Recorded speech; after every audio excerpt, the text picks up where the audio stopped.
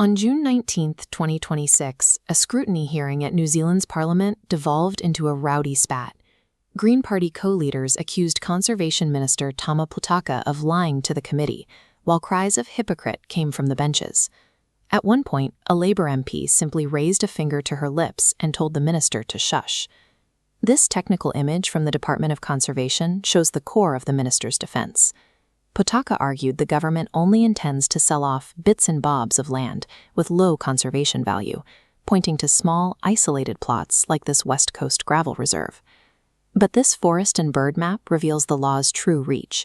Red shooting identifies 5 million hectares, 60% of the conservation estate, eligible for disposal. This creates a startling contrast. A minister fluent in ancestral wisdom, architecting a massive attack on Indigenous land rights. This specific tension between cultural rhetoric and legislative action is the defining trait of a political archetype quietly developing for decades, the Neoliberal Māori. The Neoliberal Māori isn't just a person, but a systemic pipeline. It selects and trains Indigenous leaders to manage the transition of native land and sovereignty into market-compatible assets, often using a Maori face to bridge the gap between global capital and local whenua. This image of the library at Columbia University represents the first phase of this pipeline. After being named New Zealand's top Maori scholar, Potaka moved into the world of elite Ivy League education, earning law degrees that specialized in the grammar of global finance. Phase 2 took him to these towers on Lexington Avenue in Manhattan.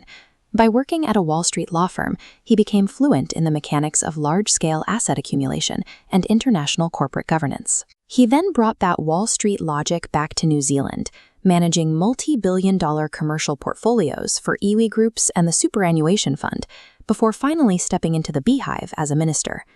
Potaka is the finished product of this pipeline. His career was built to execute this specific function, translating corporate extraction into the language of Indigenous service. The Conservation Amendment Bill is the legislative result of that career. Inside its text are 3 specific mechanisms that actively prioritize economic interest over conservation. This is an image of the high country alpine basins at stake in the Crystal Valley loophole. The bill simplifies land exchange rules so that private equity firms can swap degraded land for pristine areas like this, using a technicality to bypass the right of first refusal held by local iwi. The second mechanism is a post-consultation pivot. After public submissions locked, the government changed the bill's purpose, mandating DOC enable economic development. Finally, the bill erases oversight. It strips away community boards and iwi co-governance, concentrating all disposal decisions solely in the minister's office. These combined mechanisms prove the bill isn't about clearing bits and bobs of gravel. It is a systematic dismantling of the roadblocks that currently prevent the privatization of the landscape. Placing a Maori minister at the center of this bill serves a specific political function. He acts as a diplomatic shield, making it much harder for critics to call out the colonial nature of the land transfer without being accused of attacking a Maori leader's identity. This image of a formal gathering highlights the broader institutional shift toward this corporate mindset. Elite Maori power structures like the Kīngitanga have been criticized for focusing on massive asset growth, now estimated at $37 billion, while their own people struggle. The numbers show a stark divide.